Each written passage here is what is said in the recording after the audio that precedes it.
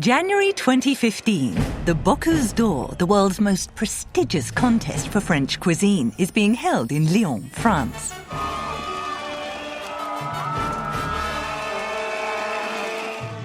Outstanding chefs from 24 countries vie to be crowned the world's best maker of French cuisine. The contest is held every 2 years and national pride is at stake. French and other European chefs are in the majority.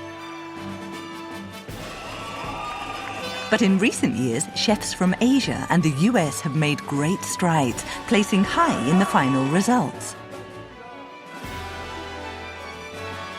2 dishes are judged, a meat dish and a fish dish. It's not just about the flavor of the food, it's beauty, the cleanliness of the kitchen, the design of the tableware. Every single element can earn points. A country's distinctive personality can also make a big difference to the final score. One crucial point is the presentation of the meat platter. Each country hires a top-flight designer to create extraordinary visuals. The Finnish team use a towering arrangement to present a Scandinavian forest to great acclaim. Well, for the designer, as I am, this is the dream work, because we have the free hands to do whatever we want. This year's Japanese chef is Hideki Takayama. The Bocuse d'Or is the world's most prestigious contest. It will take me up to a new level. That's one great thing about it. Team Japan's presentation has been entrusted to designer Junji Tanigawa. And he is directing some of Japan's finest artisans. Together, they must create the perfect tableware for Chef Takayama's cuisine. The world's best chefs and designers go head-to-head in this fierce competition.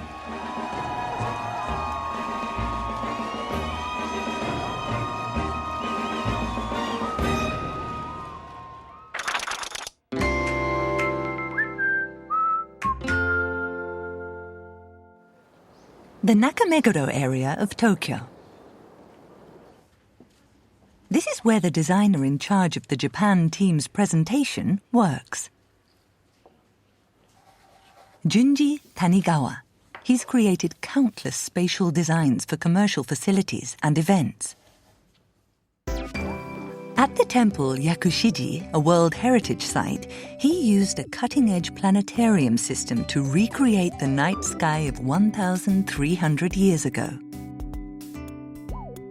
Featuring bamboo craftwork, this bottle cooler was commissioned by a champagne manufacturer.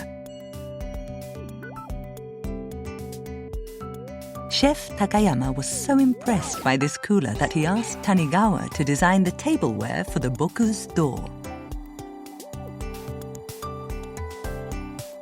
Tanigawa is eager to use a wide range of traditional crafts in the competition. Artisans have so many extraordinary skills and designs. I want to bring them together, and by doing so, create something utterly new and unique.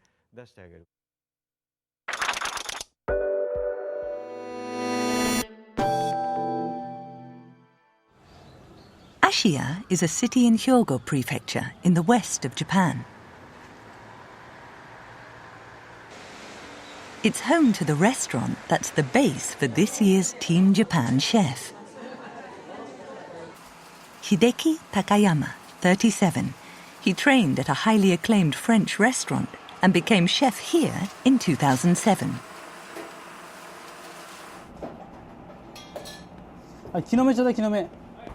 Now he has a Michelin star of his own and he's an emerging celebrity in the culinary world. He's known for incorporating Japanese ingredients and techniques in French cuisine. An hors d'oeuvre inspired by tuna sashimi. Pigeon flavored with shiso leaf. His wide-ranging menu changes each month to suit the season. Takayama won the Bocuse d'Or Asia Pacific round in 2014. The meat was lamb. Designer Tanigawa made a bold visual impact using rack of lamb. I'm in attack mode this time. I'm going all out. I want French flavors with a Japanese aroma. That's the plan I'm going with. Takayama's goal is to offer the judges a sublime fusion of Japanese and French cuisine.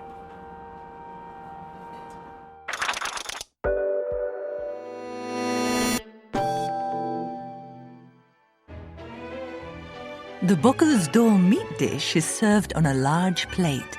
French cuisine began in the royal court, so big dishes are part of the culture.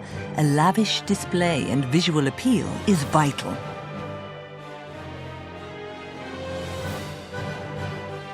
This French submission won the 2013 contest. The motif was the Palace of Versailles. The astonishing symmetry of the design won great acclaim. This year, the meat dish is guinea fowl, a kind of flightless pheasant that lives in the African savannah. A clean-tasting bird, it's raised as meat in France.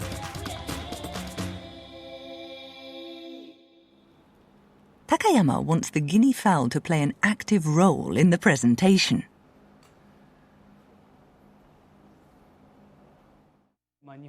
I like the idea of a Japanese garden setting. I think people love that quiet atmosphere. And we can have the birds right there in the garden. That's the image I have in mind. Takayama decides to place the African guinea fowl in a Japanese garden. Tanigawa turns the chef's ideas into a preliminary design.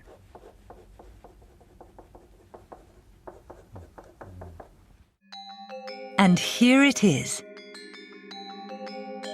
A black mirrored surface like a lake. Tiny plates represent stepping stones. A pine tree will support the meat, making the bird look as though it's perching. The platter will pass in front of the judges before they eat it, a crucial moment. Tanigawa sketches out a plan to make the platter truly memorable. The presentation has to look totally different from anything they've seen before. The instant they see it, it should take them aback, in a good way. It really has to stand out. The first impression is everything.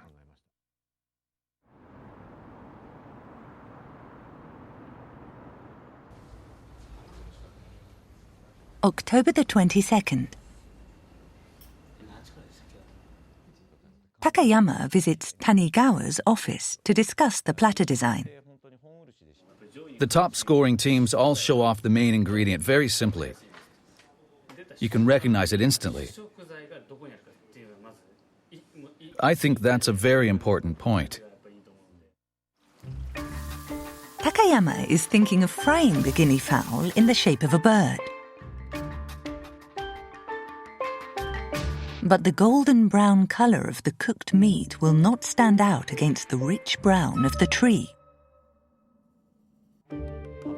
Let's change the color of the leaves. Make them lighter. Tanigawa tweaks the design. The pine tree will be white to draw attention to the main dish. We want a cyclorama, the sort of backdrop you use to take photographs. A white background will make the cooked guinea fowl really stand out, as if it's floating. That's the goal. 1 month later, Takayama returns. They review a full-size mock-up of the platter and discuss the design. Takayama has come up with 4 side dishes that will show off his culinary mastery. He lays out models.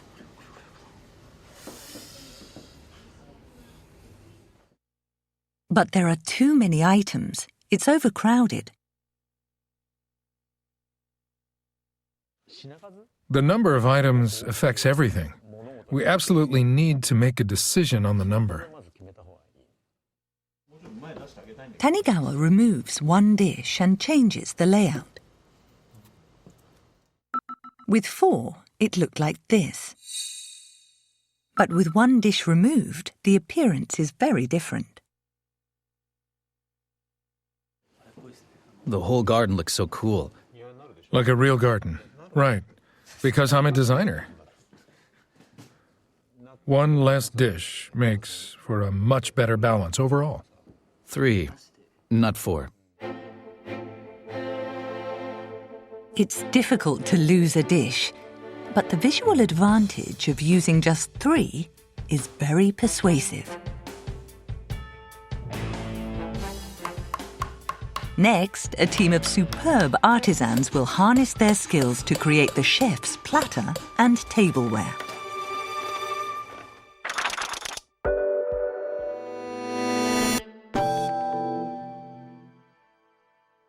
The foundation of the Japanese garden is aluminium. There's an expanse of dark water. It's as though a lake has overflowed and filled the area. Think of a Japanese dry garden. It's all rocks and stones, but it represents water. Tanigawa asks a Kyoto firm to make the base. Very few places in Japan have the industrial machinery needed for complex metal processing. The processing is done by master craftsman Kazunori Nishimura. He can create absolutely any shape out of metal. A program carefully controls the drill's movements, shaping the chunk of aluminium.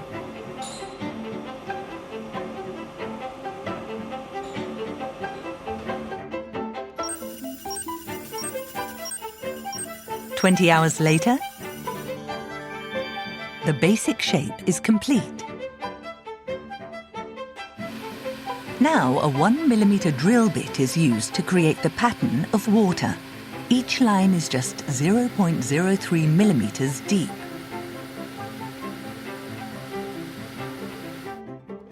The platter's foundation is complete. The flowing water motif of a Japanese garden has been perfectly carved. Next, the pattern must be painted into the stripes. This job goes to 15-year veteran Hiroko Masuyama. She's known for her exceptional accuracy and painting skills. After a first coat, she adds masking tape to the platter. Extremely thin tape is placed over each water pattern line without a single break. Then she blocks off the parts in between, where she doesn't want to paint. The process takes 5 hours. I always say it's all about the parts you don't notice. If the foundation is done well, then you can create something really special. She begins to add the paint. When the tape comes off, the black and white lines are distinct.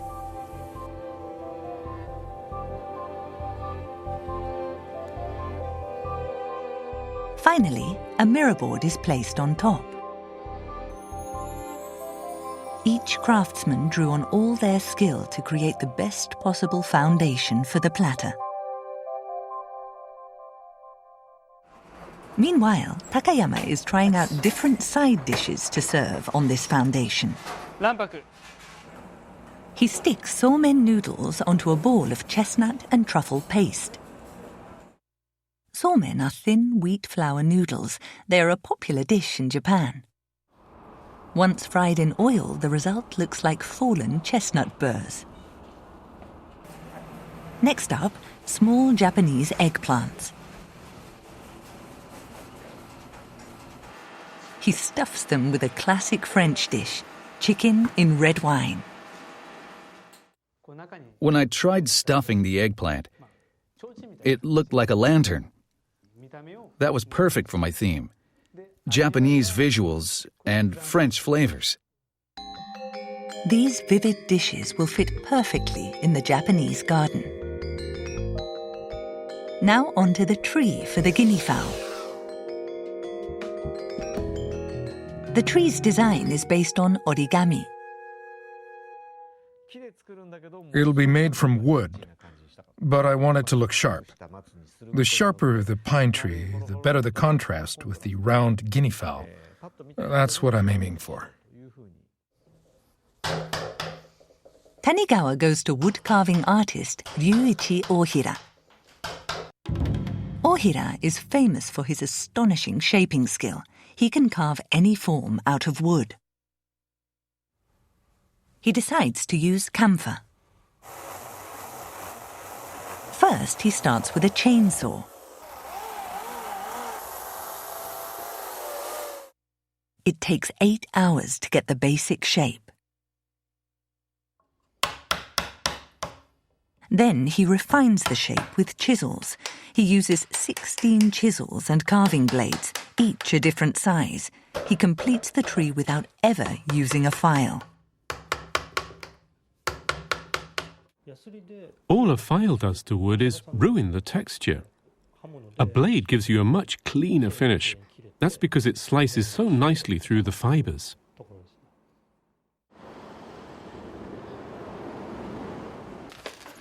Tanigawa checks out Ohira's amazing creation. As requested, the trunk and leaves show clean edges. But Tanigawa feels the wood is in fact too striking. The trunk and leaves each need to be distinct. Visually, you need to be able to distinguish the two parts instantly. He suggests using a different wood for a better contrast. The new design has countless thin rods that represent the pine tree's needles.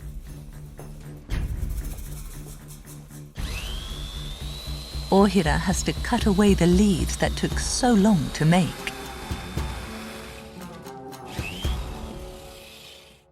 For this project, the biggest compliment my work could get is that it made the meat look good. The whole point is to help our chef win. Ohira cares more about supporting the star of the show than keeping to the design he created. For everyone involved, there's just one goal: to win the competition.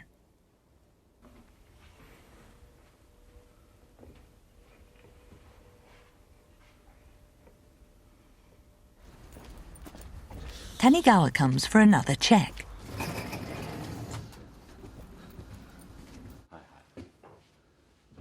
Seems fine to me. When the platter is paraded past the judges, it should catch the eye from every angle. I think this has a strong impact. The chef's creations are all about nature and the natural elements. He's made chestnut burrs, things like that. I want to make sure our design goes as smoothly with that natural theme as possible. The Japanese garden setting Takayama imagined has been brought to life. The food goes on tiny plates that evoke stepping stones. The brightly coloured side dishes will complete an extraordinary tableau.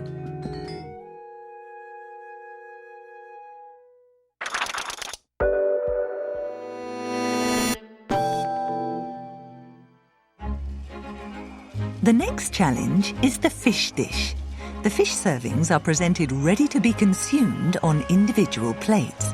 Each team creates original plates that draw attention to the food.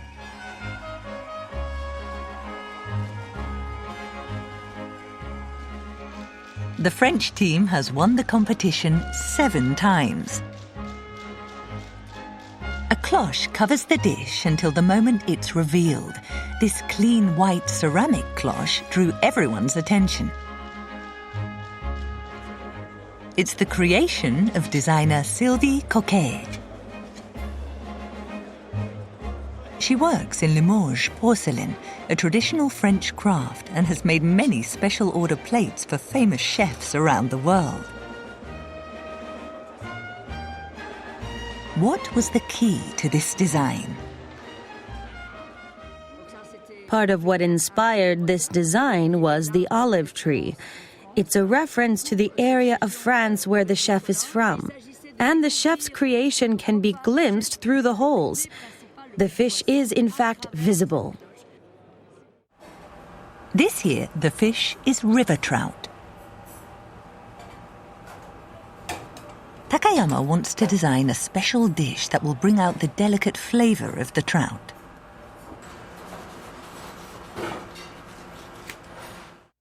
The cloche has two purposes: to keep the food warm and to trap the aroma of the food. That's what the cloche is there for. Tanigawa wants the cloche to make the aroma as dramatic as possible when it is released. A space in the lower dish will contain a heating element and herb oil. When the cloche comes off, the food will be bathed in the aroma of warm herbs. The inside will be made of cast brass, the outside woven bamboo. It should be utterly new, a graceful creation unlike anything they've ever seen before. It has to captivate them before the food is visible. The brass parts will be made by a metal artisan in Toyama, the bamboo by an artisan in Kyoto. First, the brass elements must be cast. Handling this step is Hiroaki Kogo. He's the leading craftsman at this workshop and usually takes charge of custom-made items. The molten brass is poured into the sand mold. Ready? The mold is opened to reveal a 30-centimeter dome of brass. I want the chef to win and to show off our skills to the entire world. We're dreaming big. This brass must be shaved incredibly thin to keep the weight down. This will be done by artisan Shigeru Tanada.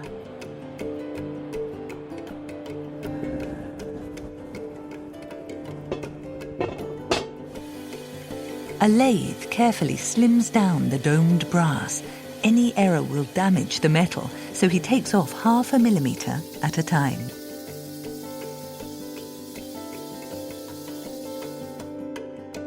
Seven hours later, the dome is down from 6 millimeters thick to just 1. Next, it is polished until it gleams.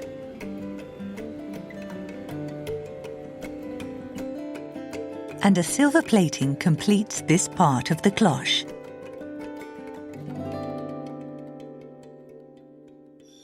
Now the bamboo exterior must be made. The man for this task is to be found at a 300-year-old workshop. Artisan Koji Yamane. First, he weaves a flat shape out of bamboo.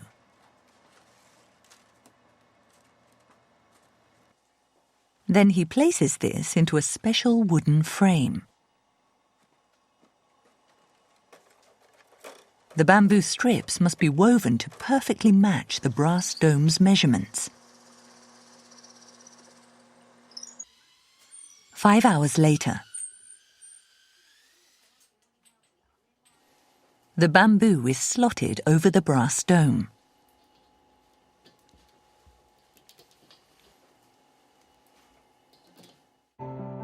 The cloche for the fish dish is complete. Gold leaf is added to emulate trout scales. The cloche will capture the aroma of the freshly cooked fish dish beneath. Tanigawa does a final check. He weighs the entire thing. 3.4 kilograms. That will be no problem to carry. This calls for a celebration.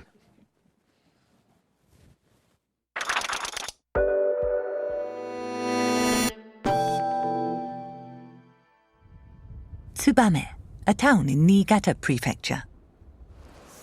Oh, it's so cold. Takayama is here in person to check on a very special element of the contest. It's a knife that's been specially ordered. He's visiting an artisan who creates Damascus steel knives with a wood grain pattern. What is Takayama after exactly? The most important thing is the edge. The judges must be able to slice the food easily. The cutting should feel pleasant and set us apart from the other teams. The judges will try the food of 24 different countries over 2 days. They only eat part of each dish, and naturally, they do a lot of cutting. Sharp knives that won't damage the form of the delicate presentation are essential. Knives of Damascus steel are internationally renowned for their sharp edges and unique patterns. Our motif is a Japanese garden. I thought the wavy patterns of Damascus steel would resonate really well with that theme. The pattern on the knife is key. Tanigawa has requested a particularly complex design.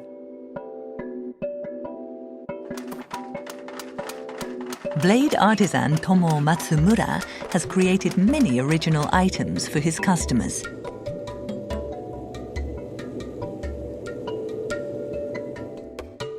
He starts with this layered steel.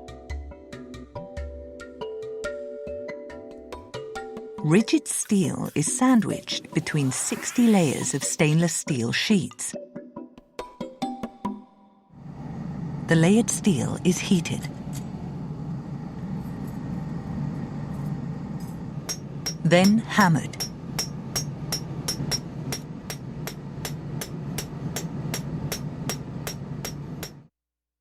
The hammer has a surface that's been deliberately damaged. The material is uneven, creating the complex patterns for which Damascus steel is famous. Metal is shaped into a knife.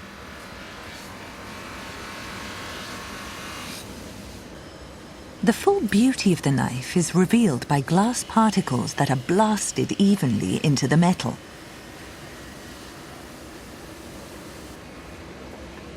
Once done, a unique pattern has emerged. It's both complex and delicate, as Tanigawa requested. Well, what can I say? It's simply an honor to have my work used by people who are at the very top of their profession. I hope they like the result. Takayama examines the finished knives. He uses one to cut a sample dish.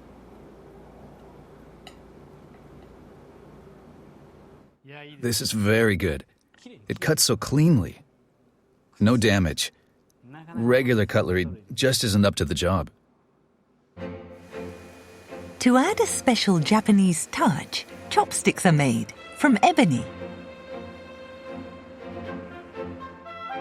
Artificial marble is embedded in them. The balance is perfect and they are easy to hold.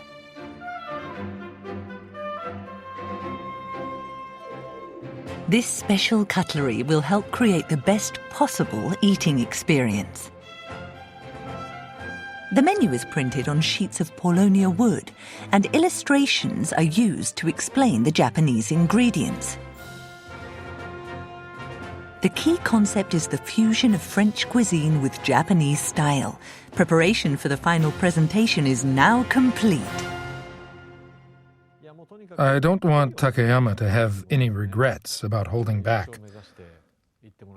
Of course, I want him to win, and I really believe that he has a chance to win if he can give it everything he's got.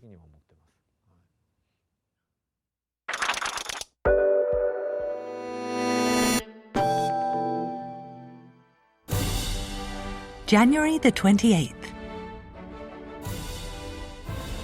At the Bocuse d'Or final, Japan is all set to go. The competition is held in this vast exhibition space. The world's largest food exhibition, the Sira, is also held at this time. Ingredients, tableware, and cooking equipment all play a major role in the global food industry.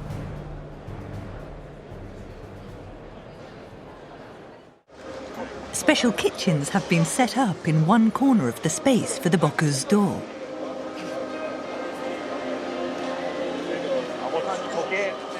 Takayama waits for the starting signal.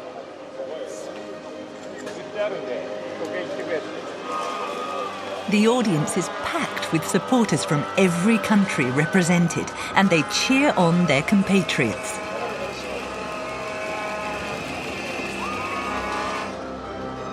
Tanigawa is watching along with the rest of the Japanese spectators. It's 8:50 in the morning.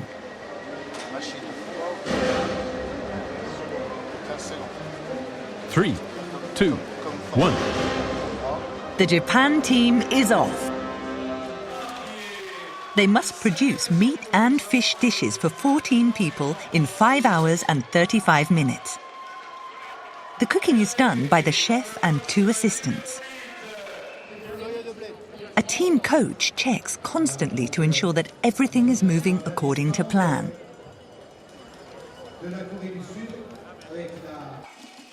To score big points in the Bocuse d'Or, each dish must be very sophisticated, and the preparation of the fish and meat must be timed perfectly.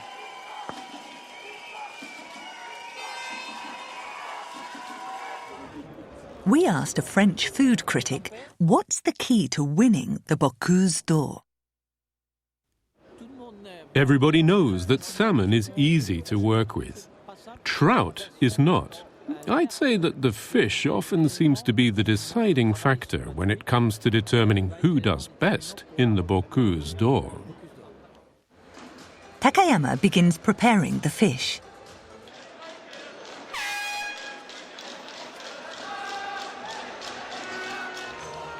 First, the trout is marinated with lime zest. Then it's layered with chard leaves. Next, he purees scallops. The flavor of trout is delicate, so we can't overpower it. The sweetness of scallops is a great match. A cod and scallop mousse goes onto the trout, and it's studded with dried fennel and diced apple. An exquisite blend carefully calculated to bring out the trout's delicate flavour. The side dish for the fish is an entirely new twist on sushi. For sushi, one essential ingredient is vinegared rice. Takayama layers the rice with cabbage leaves. Then he adds thin slices of beets and other vegetables. It's meal crepe sushi. Cabbage, western leek, butternut squash, celery, apple, chard, beets. There's something like 23 layers in all. Western vegetables and Japanese vinegared rice paired up to create this beautiful side dish. Meanwhile, other countries are finishing up their fish dishes. Each team has a unique cloche that references their nation's culture. And the presentation strategies include serving the fish on a wooden tray with sauces. The Japan team gets ready to unleash its special plating. A heating element is placed below the main dish and water is added. Then the scent of vervain is added to whet the appetite. The food will be piping hot and enveloped in a delicate aroma when the judges tuck in.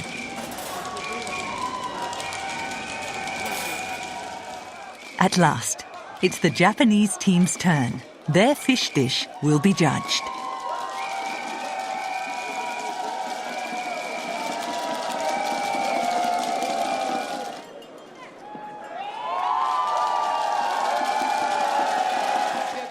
Gently scented steam rises up from the plates. The judges are clearly intrigued by the delicious aroma. It's all going to plan.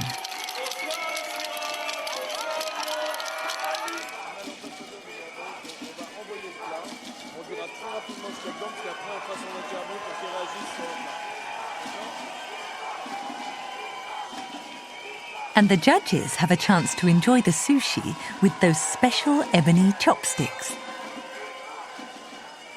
Very nice, a lot of things coming before, with a nice clothes, with smelling nice, a lot of, so you just can't wait to open it and see what's inside. Very good, very good job. Le poisson du Japon, c'était très très bien présenté, c'était très raffiné, vraiment un beau plat. Je pense que c'était un plat qui désire d'être sur les marches du podium. Next is the meat dish with its guinea fowl theme.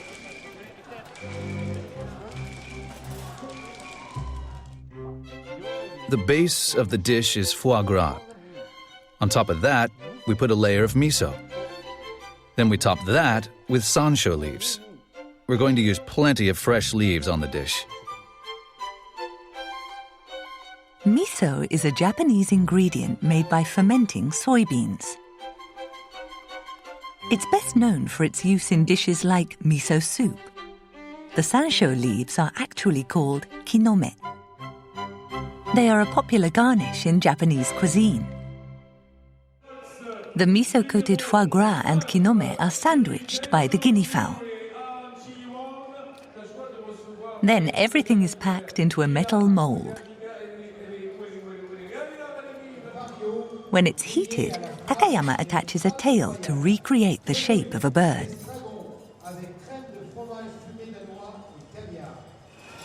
He adds breadcrumbs and deep fries the dish. With that, the guinea fowl is complete.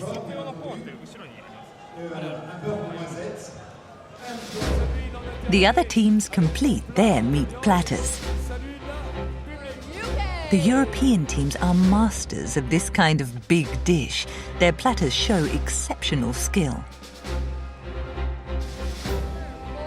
The Scandinavian contingent is particularly good. Denmark has a glamorous floral platter.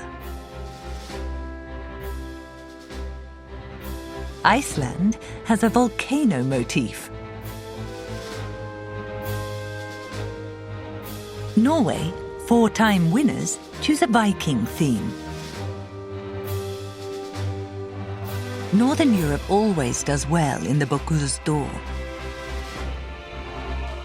The chefs from these countries are supported by their governments. Winning chefs get more visitors. For these countries, the Bocuse d'Or is part of their tourism strategy. The Japanese team has nearly completed its meat dish. A natural-looking scene with chestnuts and small eggplants decorating a Japanese garden. There will also be soup served in glass cups.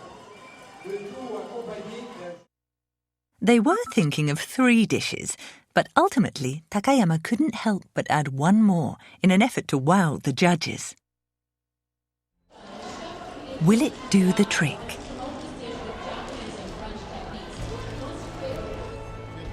The platter is carefully prepared.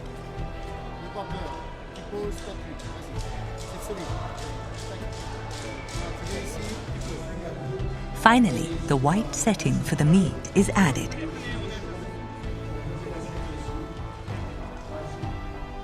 Takayama's dish is a fusion of Japan and France. The platter was created by Tanigawa and a team of artisans. The Japanese garden they pictured is finally complete.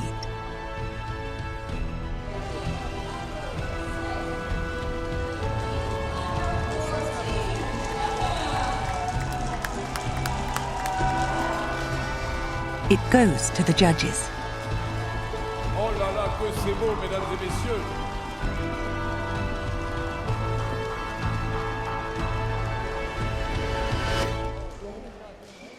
In this brief moment, the dish is scored on presentation and on how well it represents a country's unique identity.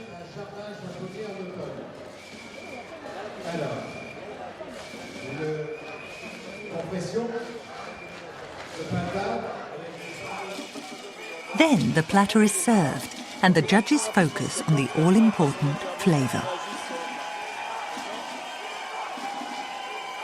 The custom-made knives do their job perfectly.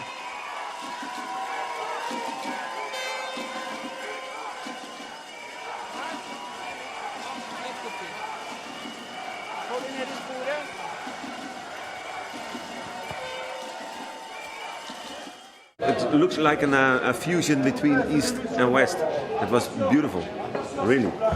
Very nice platter, good taste, very good flavors.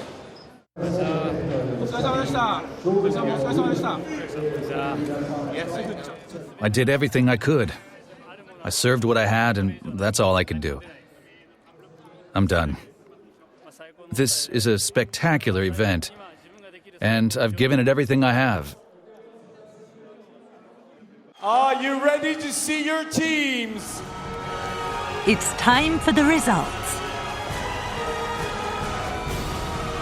Le chapeau! Welcome out, Team Japan! First, special prizes go to the teams who performed well in the meat and fish categories.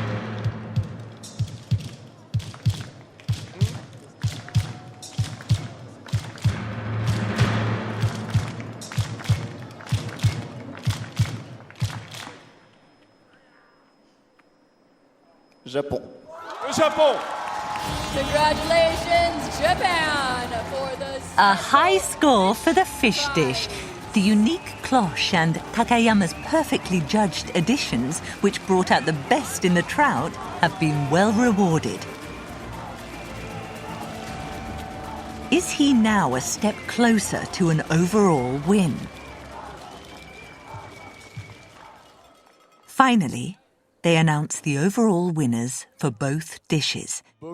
In third place, La Suède.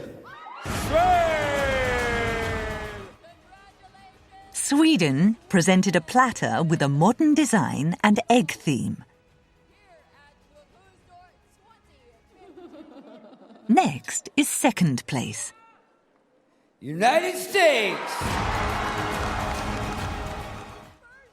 A surprise silver for the USA, which has been climbing steadily in recent years. Their striking meat platter got a very good score. The first prize winner here for the 15th edition of the Bocuse d'Or 2015. And the winner?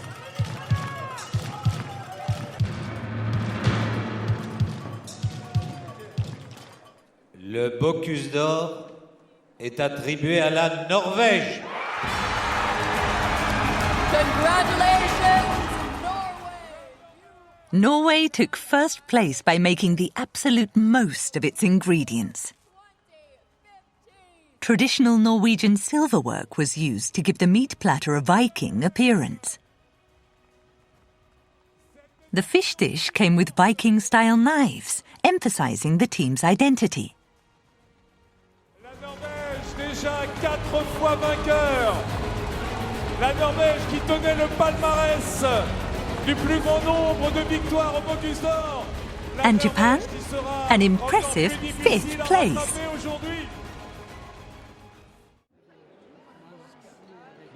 How was it? How do you feel? I did everything I wanted to. Do you feel you achieved your goals?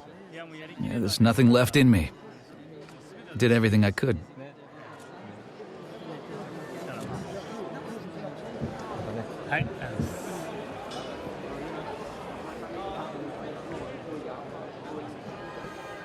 Chefs and designers from around the world poured heart and soul into this year's Bocuse d'Or.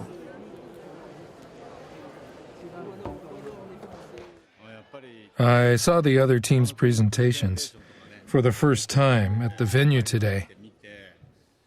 They were all so well planned and perfectly prepared. I think there's still so much more we could bring to this. We have so much potential. And we did come 5th. So now we can aim to do even better next time. I know Japan can do better. I'd love to have another chance. It'd be great to do it again. A Japanese garden recreated in the meat platter.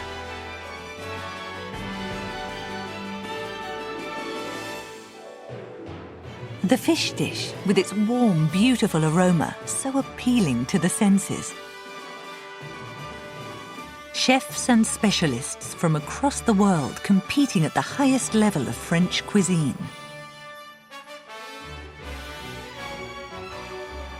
That experience sharpens both their aesthetics and their skills, making them ready to create a new world of perfection.